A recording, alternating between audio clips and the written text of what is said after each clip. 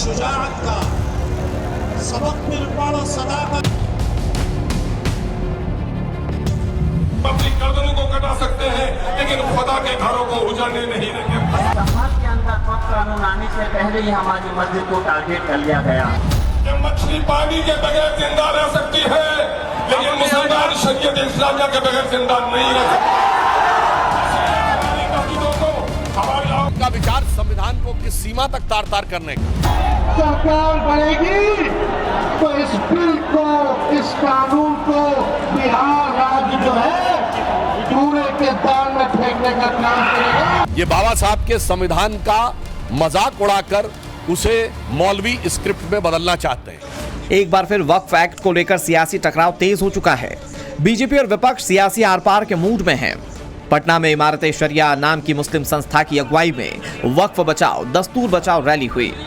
इसमें Congress, Samajwadi party, RJD और AIMIM के नेताओं का महाजुटान हुआ। बहाना वक्फ एक्ट का विरोध का था, लेकिन बात संविधान की आड़ में शरिया को सर्वोपरि बताने से लेकर गर्दन कटाने तक की होने लगी। मछली पानी के बगैर जिंदा रह सकती है लेकिन मुसलमान शरीयत इस्लामिया के बगैर जिंदा नहीं रह सकती।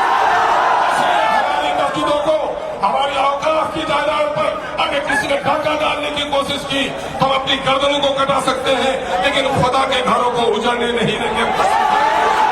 इस मुल्क के आईन को भी अगर किसी ने तोड़ने की कोशिश की, ऐसे जालिमों का पंजा ही नहीं मोड़ोगे बल्कि अपनी गर्दन कटाने के लिए तैयार है।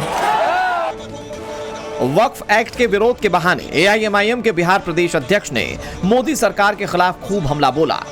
आरोप लगाया कि जब से मोदी सरकार सत्ता में आई है, मुसलमानों को निशाना बनाया जा रहा है, मुस्लिमों के गुंबद तोड़े जा रहे हैं, टोपियां उछाली जा रही हैं, कभी एनआरसी तो कभी सीएए के नाम पर सताया जा रहा है। वक्फ कानून के खिलाफ ऐसे भड़काऊ बोल अखिलेश यादव की समाजवादी पार्टी के सांसद जियाउर रहमान बर्क के भी सामने आए।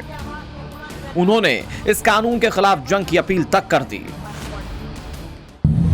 के अंदर वक्फ कानून आने से पहले ही हमारी मस्जिद को टारगेट कर लिया गया। ये सरकार के द्वारा दी हुई भीख नहीं है, ये हमारे अपने बुजुर्गों के द्वारा अल्लाह के नाम पर दी गई जगह है और इसकी हिफाजत इंशाअल्लाह ताला आखिरी वक्त तक हम लोग करेंगे, जब तक कि हम इस जंग के अंदर कामयाब नहीं हो जाते। मैं पूछना चाहता हूं कि इस जंग को लड़ने के लिए आप लोग तैयार हो? पटना के गांधी मैदान के इस मंच पर विपक्ष के नेताओं का महाजुटान और वोट बैंक के लिए वक्फ कानून के खिलाफ मुस्लिमों को उकसाने का एजेंडा सामने आ गया। मस्जिद, वक्फ और बुलडोजर का डर एक बार फिर से मुसलमानों को बेचा गया तो इस भड़काऊ ब्रिगेड पर बीजेपी ने भी जमकर पलटवार किया। कांग्रेस, आरजेडी और समाजवादी पार्टी को नमाजवादी करार दिया।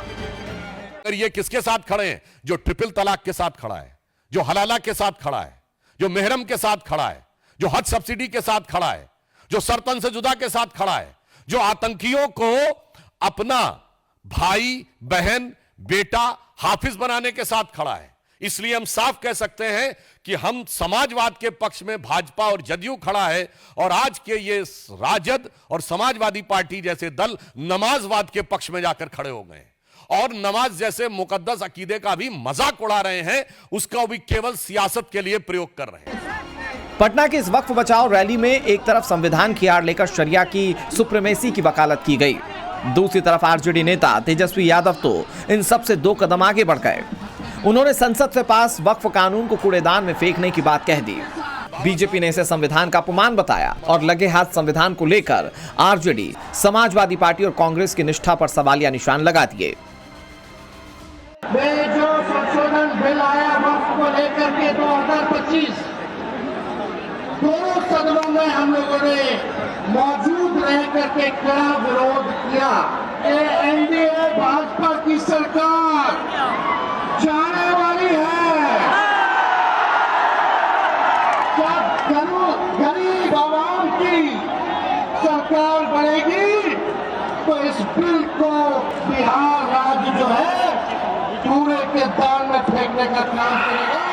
उन्होंने वक्फ बोर्ड के कानून के लिए कहा कि हम इसको कूड़ेदान में फेंक देंगे, जबकि वो भारत की संसद के दोनों सदनों से पारित है, कोर्ट में विचाराधीन है।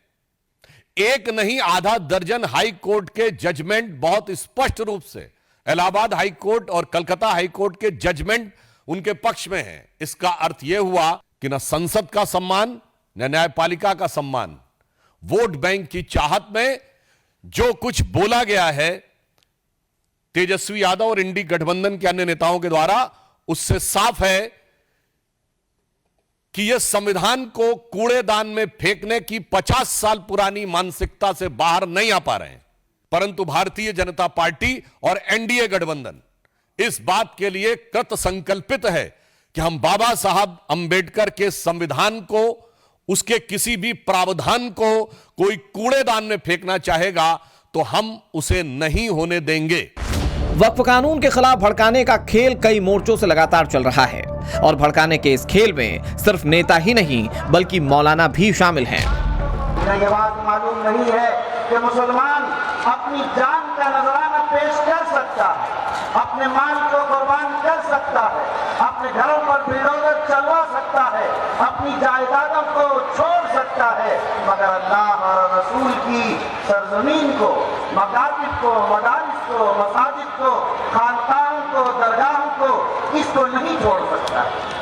नए वक्फ कानून को मुसलमानों के हक और हकूक को कुचलने वाला क्यों कहा जा रहा है? वोट बैंक की पॉलिटिक्स में लॉ एंड ऑर्डर को बिगाड़ने वाली सियासत क्यों हो रही है? सवाल यह भी कि जब नए वक्फ कानून को लेकर सुप्रीम कोर्ट में सुनवाई चल ही रही है तो फिर सड़क पर उकसाऊ बयानों की बाढ़ क्यों है? वक्फ को लेकर तो मैं सुप्रीम कोर्ट भी जा चुका हूं। अब सुप्रीम कोर्ट क्या फैसला करेगा उसका इंतजार है।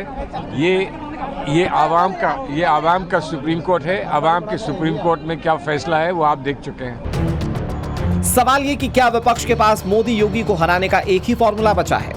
मजहब और आस्था को खतरे में बताकर मुसलमानों को गुमराह करो और भड़काओ। Bureau report, Times Now, Navbharat.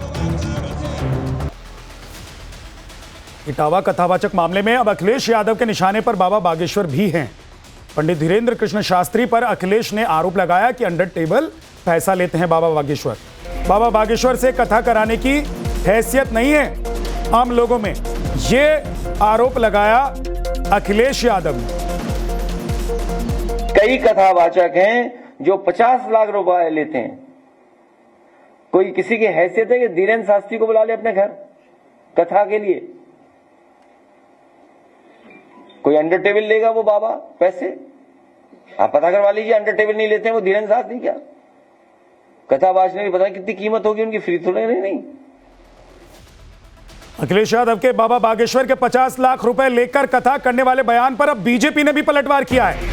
Sudhanshu Trivedi ने अखिलेश यादव पर पलटवार करते हुए कहा कि अखिलेश ने अपने समय पर मुल्ला मौलवियों को हजारों एकड़ जमीन दी। मौलवियों पर हजारों एकड़ जमीन लुटाने वाले आज दान दक्षिणा पर सवाल उठा रहे।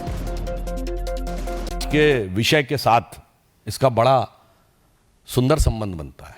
जो अपने दौरे हुकूमत में मौलवियों को लाखों एकड़ जमीन, हजारों करोड़ की लुटा के उस पे कानूनी हक दे देना चाहते हैं और उस पे कानूनी ठप्पा लगा देना चाहते हैं, वह दान दक्षिणा के ऊपर भी सवाल उठाना चाहते हैं।